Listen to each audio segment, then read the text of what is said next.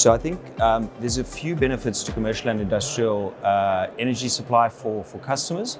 The first is that inefficient supply and generation in many African countries renders a distributed or embedded solution essential for many customers. I think the second is that we see chronic power outages and energy security as being a significant issue for commercial institutions across Africa. Around 78% of commercial enterprises in Africa face chronic power outages on a regular basis, and that has a direct impact on their factor productivity. From a tariffs perspective, we're also seeing that embedded solutions and wheeled energy solutions can be very competitive versus alternatives, particularly diesel-based generators, which comprise about 130 gigawatts of power across the African continent. So there's a significant opportunity to substitute that with efficient solutions. And then finally, from a carbon neutrality perspective, we're also seeing large enterprises increasingly looking to make concrete commitments to achieve reductions in their carbon emissions, and embedded solutions and wheeled energy solutions can play a key part in that. We do find in certain markets the opportunities are much greater, particularly in a market such as South Africa, which is entered regulatory relaxation, which allows for wheeled energy propositions, and this allows for significant scaling of distributed C&I in the South African construct.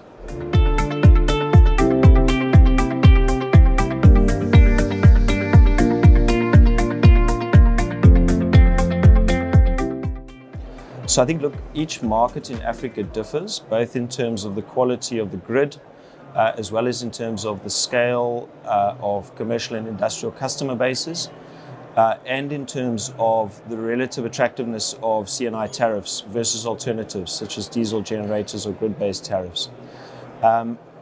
What AIM is doing is principally focusing on investing in C&I where it aligns with our other investment strategies. And these include digital infrastructure, most notably data centers, which are heavy energy intensive users, as well as cold storage, infrastructure platform development, which are also energy intensive users, and finally mines, which are key customers of our logistics, our bulk and break bulk logistics business. So we are looking at a lot of the markets where there's a significant concentration of energy intensive users, and then looking to fold out our platform in those regions.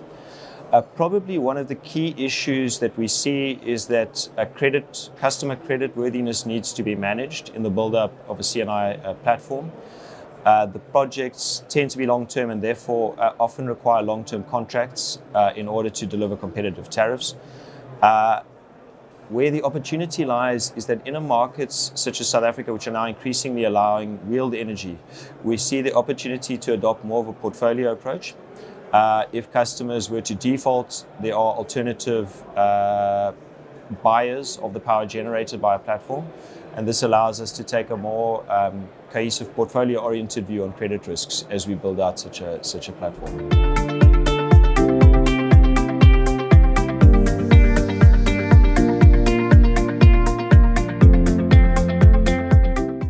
So AIM is already a significant investor in utility scale projects. We have a current portfolio of around 2.7 gigawatts in multiple markets. And I think we want to build on the back of that experience. We also have seen very significant success in the small scale embedded solar and storage and efficiency space with a company called Starsight Energies, which is a platform which is currently rolled out about 60 megawatts in various markets, including Nigeria, Kenya, Ghana, and soon South Africa. So we would look to build on and grow that platform significantly over the next 12 to 18 months. And then finally, we would also look to build on our experience with larger scale users to broaden our C&I offering to much larger demand players in the 5 to 100 megawatt range space, where we see a big opportunity in South Africa, given AIM's strength in that market.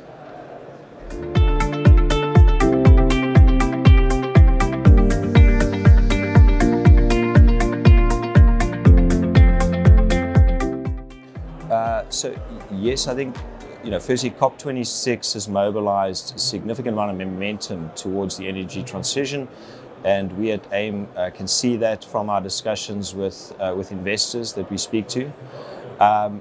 One of the challenges, I think, is that energy security is now acknowledged also from the Ukraine war as one of the key issues.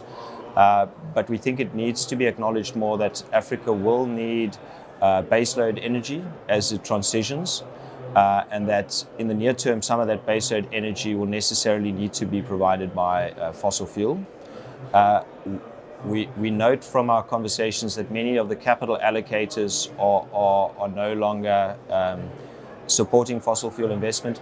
So I think, whilst this issue of baseload and fossil fuel generation is acknowledged by industry experts, we do think Africa will need broader sources of capital to allow for an effective and just transition to take place to help address that baseload requirement.